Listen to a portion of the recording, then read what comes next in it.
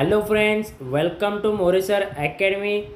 तर मित्रांनो, मी राहुल तुमचं सर्वांचं आपलं मोरेसर अकॅडमी या चॅनलला स्वागत करतो. तर चला पाहूया आज इयत्ता 8वी आपला धडा 7वा धातू अधातू यावरील प्रश्न उत्तर म्हणजेच आपला स्वाध्याय. तर मित्रांनो, तुम्ही जर आपल्या चॅनलला नवीन असाल तर आपल्या चॅनलला सबस्क्राईब करून घ्या. तसेच बाजूला दिलेली बेल आयकॉन दाबून ऑल नोटिफिकेशन सिलेक्ट करा. तर चला आपला पाहूया पहिला प्रश्न. तक्त पूर्ण करा.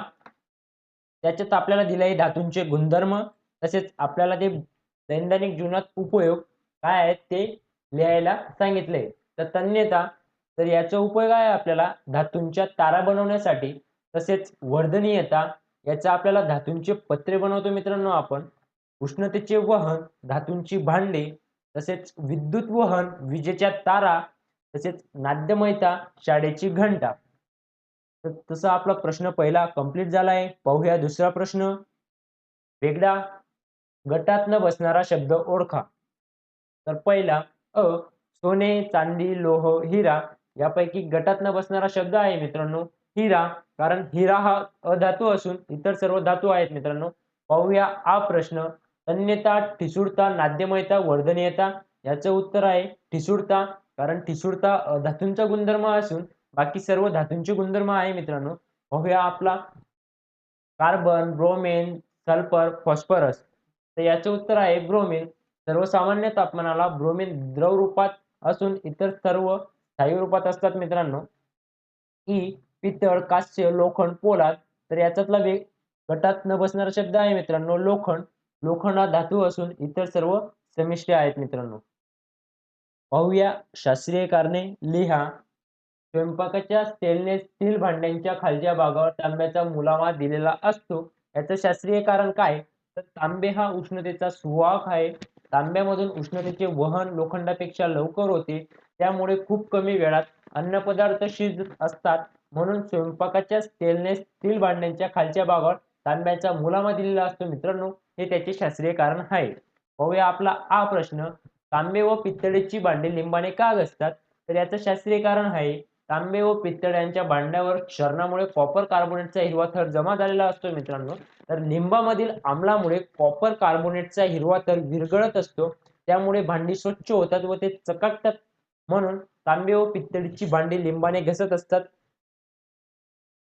पाहूया आपला ए प्रश्न. सोडियम धातूला केरोसिन मध्ये ठेवतात. याचं उत्तर आहे सोडियम धातू हवेच्या संपर्कात आल्यास हवेतील आर्द्रतेशी अभिक्रिया होऊन पेट घेतो. यामुळे प्रयोगशाळेत दुर्घटना होण्याची शक्यता असणे हे टाळण्यासाठी तसेच सोडियमची केरोसिन बरोबर अभिक्रिया होत नाही म्हणून सोडियम धातूला केरोसिन मध्ये ठेवत असतात. पाहूया आपला चौथा प्रश्न. खालील प्रश्नांची उत्तरे द्या. धातूंचे क्षरण होऊ नये म्हणून तुम्ही काय कराल? तर यासाठी आपण मित्रांनो धातूचा आर्द्र हवेशी संपर्क आल्यास हवेतील वायूची धातूवर अभिक्रिया होऊन धातू संयुग तयार होतात. त्यामुळे धातूंची झीज होते. याला क्षरण असे म्हणत असतात. तर क्षरण होऊ नये म्हणून धातूंचा आर्द्र हवेशी संबंध येऊ नये असे उपाय करावे लागतील. त्यासाठी धातूंवर जस्ताचा, निकेलाचा, कथिलाचा थर देतात. धातूंपासून संमिश्र धातू तयार होऊन धातूंचे क्षरण रोखता येते असे आपण करू शकतो मित्रांनो. तर पाहूया आपला हा प्रश्न. पितळ व कांस्य ही समिष्ट कोणकोणत्या धातूंपासून बनलेले आहेत? तर मित्रांनो पितळ हे तांबे प्लस झिंक यापासून बनले आहे. तर कांस्य तांबे व कथिल यापासून बनलेले आहे. पाहूया आपला ई प्रश्न. क्षरणाचे दुष्परिणाम कोणते? तर याचे उत्तर आहे धातूंचे क्षरण म्हणजे आर्द्र हवेच्या संपर्कामुळे धातूंची होणारी झीज. क्षरण झाल्यामुळे धातूच्या पृष्ठभागाची झीज होते. लोखंड गळते, लोखंडावर छिद्र पडतात, धातूंची चकाकी कमी होते, चांदीची भांडी काळी पडतात. तर तांब्या पितळे भांड्यांचा पृष्ठभाग हिरवट होतो मित्रांनो. तर पाहूया आपला प्रश्न ई. राजधातूंचे उपयोग कोणते? तर हवा, पाणी, उष्णता, आम्ले, अल्कली यांचा सहज परिणाम न होणारे धातू म्हणजे राजधातू होय. उदाहरणार्थ सोने, चांदी व प्लॅटिनियम. सोने, चांदी व प्लॅटिनियम यांचा मुख्यतः अलंकार बनवण्यासाठी उपयोग होतो. चांदीचा उपयोग औषधींमध्ये सुद्धा होतो. तसेच इलेक्ट्रॉनिक उपकरणांमध्ये सुद्धा होतो. सोने यांचा उपयोग, प्लॅटिनियमचा उपयोग उत्प्रेरक म्हणून होतो. तसेच पॅलेडियम या राजधातूचा उपयोग देखील उत्प्रेरक म्हणून होत असतो मित्रांनो. तर असे राजधातूंचे उपयोग आहे मित्रांनो. तर पाहूया आपला प्रश्न क्रमांक 5. खाली गंजणे यांची क्रिया दिली आहे. या क्रियेत तिन्ही परीक्षण नळ्यांचे निरीक्षण करून खालील प्रश्नांची उत्तरे द्या. तर आपल्याला खाली मित्रांनो 3 परीक्षण नळे दिले आहेत. पहिल्यात आपल्याला पाणी गंजलेला खिळा असे दिसतंय. दुसऱ्यात आधी थर तेल तसेच उकळलेले पाणी, त्यात एक खिळा दिसतोय. तिसऱ्या नळीमध्ये सूक्ष्म हवा तसेच कॅल्शियम क्लोराईड दिसतंय मित्रांनो. तर पाहूया आपला प्रश्न क्रमांक परीक्षा नळी 2 मधील खिळ्यांवर गंज का चढला नाही?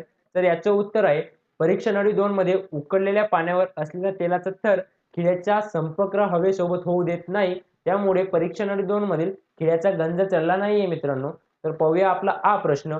परीक्षा नळी 1 मधील खिळ्यावर खूप गंज का चढलेला असेल? तर याचं उत्तर आहे, परीक्षा नळी 1 मध्ये खिळ्याचा पाणी व हवा या दोन्हींशी संपर्क आल्याने ऑक्सिडीकरण होऊन खिळ्यावर खूप गंज चढला आहे मित्रांनो.